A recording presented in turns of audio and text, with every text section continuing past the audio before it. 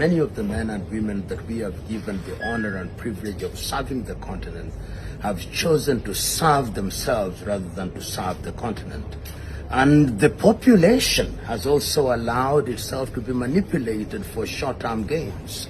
And I think that this is very sad, with the consequence that repeatedly, as you rightly said, we are underperforming economically, socially, we are getting disunited, and of course, politically, we are largely in disarray in the continent. But yet, we can never afford the luxury of giving up hope.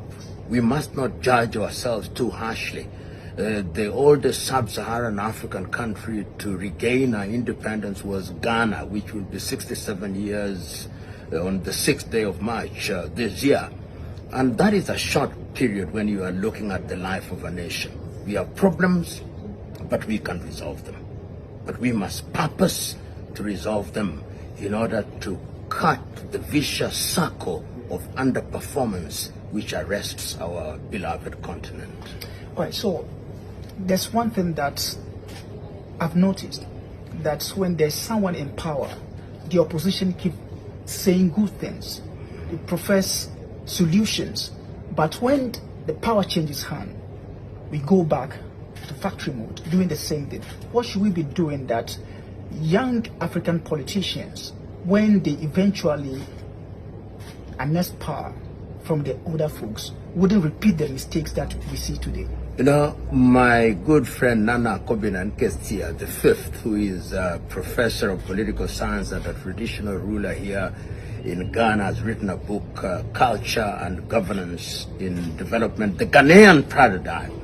And in that book, he quotes an African-American, John Henry Clark, who famously said, and I paraphrase, that African countries, upon regaining independence, adopted systems of governance which were not rooted in African governance systems.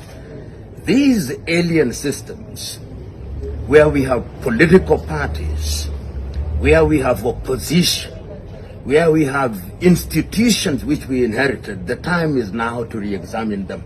I think they are part of our problem. And many people in opposition or in government, I now dare say, do not understand how these systems work. And Africa must now be brave enough to embrace systems which will work in the continent of Africa. Do I have a solution? I have ideas. And I believe that there is no one size fits all. What will work in Botswana is not necessarily what will work in Nigeria. And even within Nigeria, there may be different methods. But this is the time to ask, should we govern ourselves differently? Should we look into traditional systems of governance and borrow things from them? Should we go into different communities and borrow things from them? Otherwise, we are playing a game whose rules we do not understand. It's left in the 90s and 70s. But in recent times, you've seen coup d'etats plague West Africa, especially the Francophone speaking countries. What should be the solution? You know, people call these coup d'etats. I don't. That is the Western description of what is happening in countries such as you mentioned, Niger, Burkina.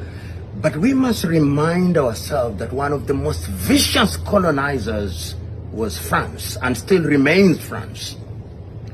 When they appeared to leave, they instituted systems of governance which are controlled from Paris, and they create a cadre of a political elite who continue to manipulate the population. And because the population is powerless, young men and women are beginning to emerge from the armed forces to sow the seed of protest. I hope that those seeds of protest will be allowed to germinate in the right direction, and that those who are of goodwill will use this interruption for the purpose of rethinking governance. In my view, I think there are going to be many more disruptions in the continent of Africa. We have a young population in Africa that is restless. We have a young population that is becoming more impatient. We have a population who think that the political class are not doing what they ought to do. and they are becoming restless, and the message is being sent to those who can save us. Save us. So call them coup d'etats. Others call them the beginning of a revolution. Finally, Ghana has just signed a lithium deal.